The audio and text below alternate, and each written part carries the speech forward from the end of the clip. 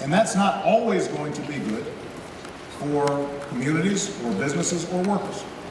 And the reason this is relevant to the campaign is because my opponent, Governor Romney, his main calling card for why he thinks he should be president is his business experience. You know, he's not going out there touting his experience in Massachusetts. He's saying, I'm a business guy and I know how to fix it, and this is his business. And when you're president, as opposed to the head of a private equity firm, then your job is not simply to maximize profits. Your job is to figure out how everybody in the country has a fair shot. Your job is to think about those workers who get laid off and how are we paying for their retraining. Your job is to think about how those communities can start creating new clusters so that they can attract new businesses. Your job as president is to think about how do we set up an equitable tax system so that everybody's paying their fair share that allows us then to invest in science and technology and infrastructure, all of which are going to help us grow. And so if your main argument for how to grow the economy is, I knew how to make a lot of money for investors, then you're missing what this job is about. It doesn't mean you weren't good at private equity, but that's not what my job is as president. My job is to take into account everybody, not just some. My job is to make sure that the country is growing not just now, but 10 years from now and 20 years from now. And so, to repeat, this is not a distraction. This is what this campaign is going to be about, is what is a strategy for us to move this country forward in a way where everybody can succeed. And that means I've got to think about those workers in that video just as much as I'm thinking about folks who've been much more successful.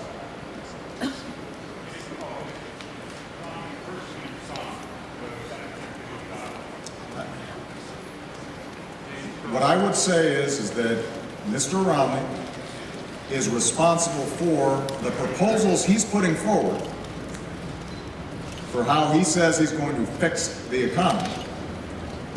And if the main basis for him suggesting he can do a better job is his track record as the head of the private equity firm, then both the upsides and the downsides are worth examining.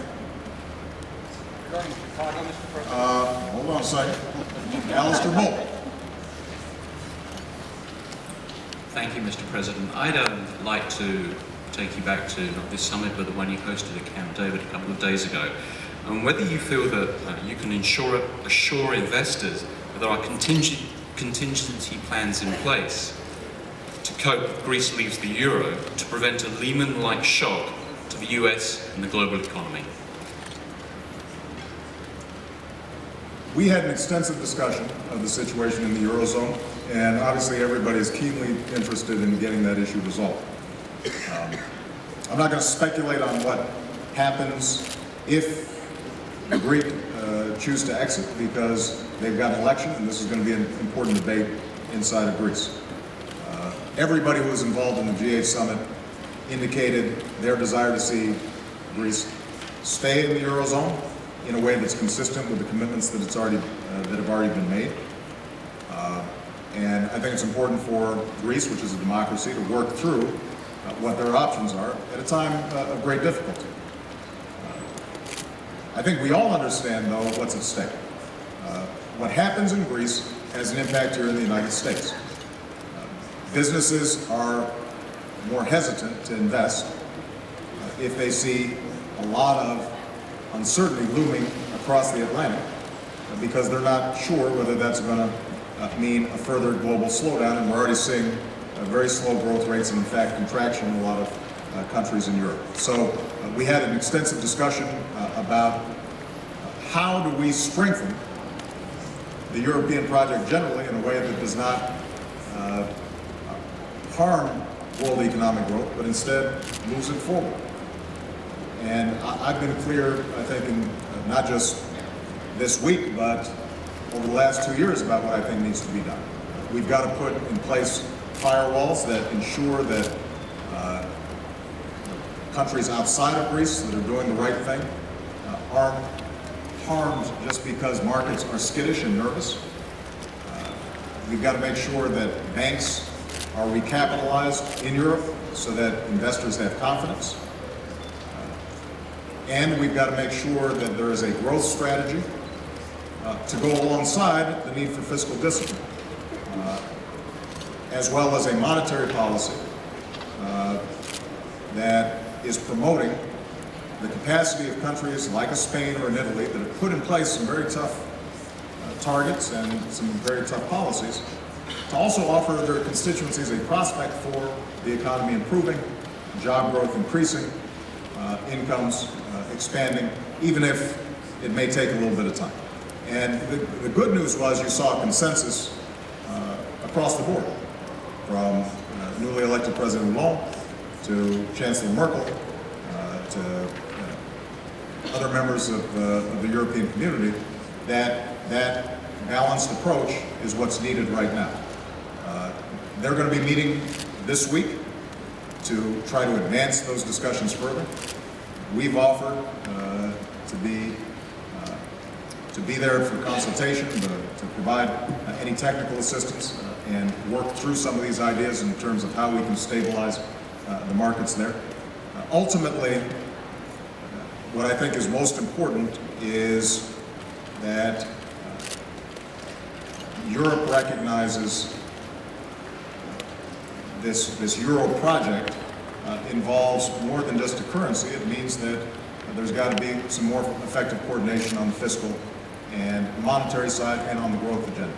And I think that there was strong intent there to move in that direction. Of course, they've got 17 countries that have to agree to every step they take. So, I think about my one Congress. Then I start thinking about 17 Congresses, and I start getting a little bit of a headache. It's going to be challenging for them. The last point I'll make is I do sense greater urgency now than perhaps existed 2 years ago or 2.5 years ago. And keep in mind, just for folks here in the States, when we look backwards at our response in 2008 and 2009, there was some criticism because we had to make a bunch of tough political decisions. In fact, there's still criticism about some of the decisions we made. But one of the things we were able to do was to act forcefully to solve a lot of these problems early,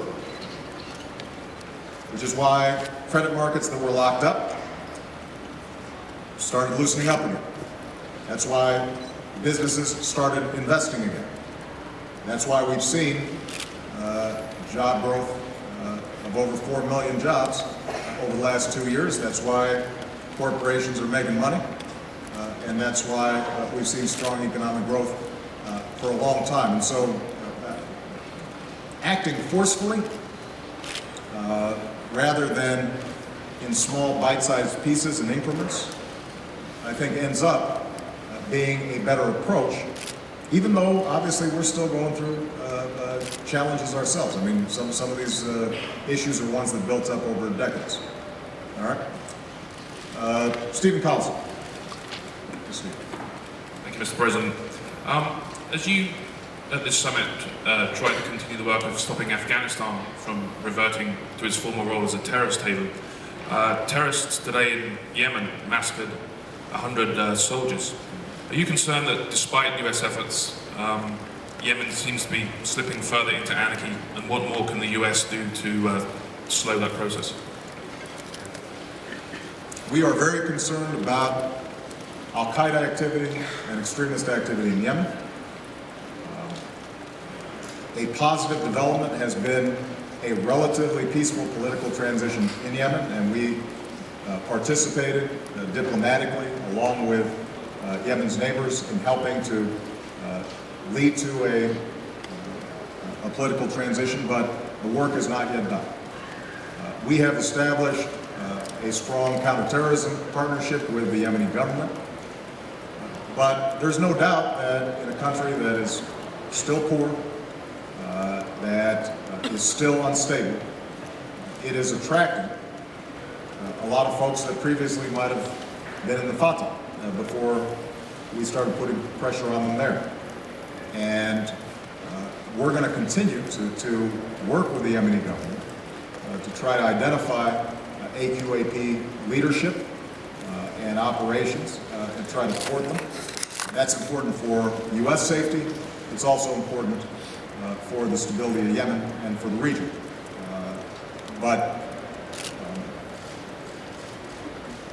I think one of the things that we've learned from the Afghanistan experience is for us to stay focused on the counterterrorism issue, to work with the government, to not overextend ourselves, to operate smartly in dealing with these issues. And it's not unique to Yemen, by the way. I mean, we've got similar problems in Somalia, what's happening now in Mali, and the Sahel.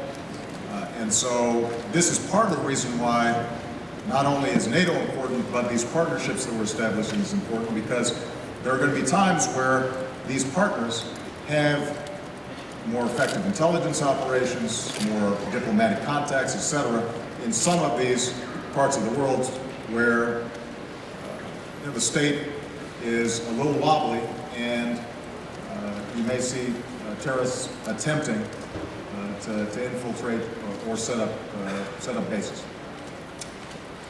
I'm going to call on Jake Tapper, because Jake Carney told me that you've been talking to some of our troops in Afghanistan, and since so much of the topic of this summit has been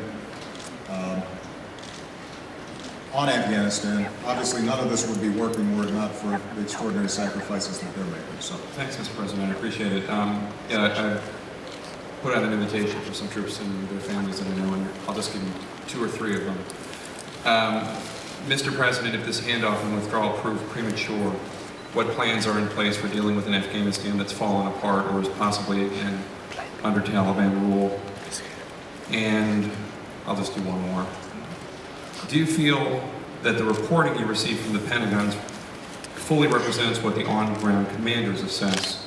Is there any disconnect between what leaders feel the public and President want to hear versus what is actually occurring on the ground? These are from troops I've met who served in Nuristan province. let me take the second question first. I mean, I think that one of the things that I emphasize whenever I'm talking to John Allen or the Joint Chiefs or any of the officers who are in Afghanistan is I can't afford a whitewash. I can't afford not getting the very best information in order to make good decisions. I should add, by the way, that the danger a lot of times is not that anybody's purposely trying to downplay challenges in Afghanistan. A lot of times it's just the military culture is we can get it done. And so their thinking is, how are we going to solve this problem? Not, boy, why is this such a disaster? That's part of the reason why we admire our military so much and we love our troops, because they've got that can-do spirit. But I think that we have set up a structure that really tries to guard against that, because even in my White House, for example, I've got former officers who have been in Afghanistan who I will send out there as part of the national security team of the White House, not simply the Pentagon, to interact and to listen and to go in and talk to the captains and the majors and the corporals and the privates to try to get a sense of what's going on. And I think the reports we get are relatively accurate in the sense that there is real improvement in those areas where we've had a significant presence. You can see the Taliban not having a foothold, that there is genuine improvement in the performance of Afghan national security forces. But the Taliban is still a robust enemy, and the gains are still fragile. Which leads me then to the second point that you've made. in terms of premature withdrawal. I don't think that there's ever going to be an optimal point where we say, this is all done, this is perfect, this is just the way we wanted it, and now we can wrap up all our equipment and go home. There's a process, and it's sometimes a messy process, just as it was in Iraq. But think about it. We've been there now 10 years. We are now committing to a transition process that takes place next year, but the full transition to Afghan responsibility is almost 2 years away. And the Afghan security forces themselves will not ever be prepared if they don't start taking that responsibility. And frankly, the large footprint that we have in Afghanistan over time can be counterproductive. We've been there 10 years, and I think no matter how much good we're doing and how outstanding our troops and our civilians and diplomats are doing on the ground, 10 years in a country that's very different, that's a strain, not only on our folks, but also on that country, which at a point is going to be very sensitive about its own sovereignty. So I think that the timetable that we've established is a sound one. It is a responsible one. Are there risks involved in it? Absolutely. Can I anticipate that over the next 2 years there are going to be some bad moments along with some good ones? Absolutely. But I think it is the appropriate strategy whereby we can achieve a stable Afghanistan that won't be perfect. We can pull back our troops in a responsible way, and we can start rebuilding America and making some of the massive investments we've made in Afghanistan here back home, putting people back to work, retraining workers, rebuilding our schools, investing in science and technology, developing our business climate. So, but there are going to be challenges. The one thing that I'm never doubtful about is just the amazing capacity of our troops and their morale. When I was in Bagram just a couple of weeks ago, the fact that we still have so much determination and stick-to-itness and professionalism, not just from our troops, but from all our coalition allies, all of ISAF, it is a testament to them. It's extraordinary, and we're very proud of it. All right, since I'm in Chicago, even though my press secretary told me not to do this, I'm going to call on a Chicagoan to ask a Chicago question. Jay. Mr. President. Good to see you. How you doing? Good to see you too, Mr. President. Good to see you in Chicago. Chicagoans look at you standing there with Chicago, Chicago, Chicago on the wall behind you. There's an undeniable sense of pride. In your view, how did reality match up to fantasy in welcoming the world leaders to Chicago? And did the demonstrators in any way on the streets undermine your efforts, Mayor Emanuel's efforts, to project the image of Chicago you would have liked to have seen? I have to tell you, I think Chicago performed magnificently. Those of us who were in the summit had a great experience. If you talk to leaders from around the world, they loved the city.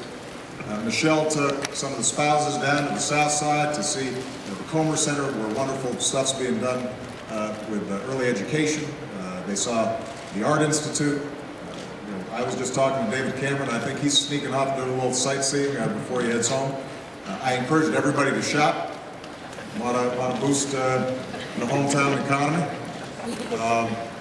We gave each leader a bean, a small model for them to remember, as well as a football from Soldier Field. Many of them did not know what to do with it.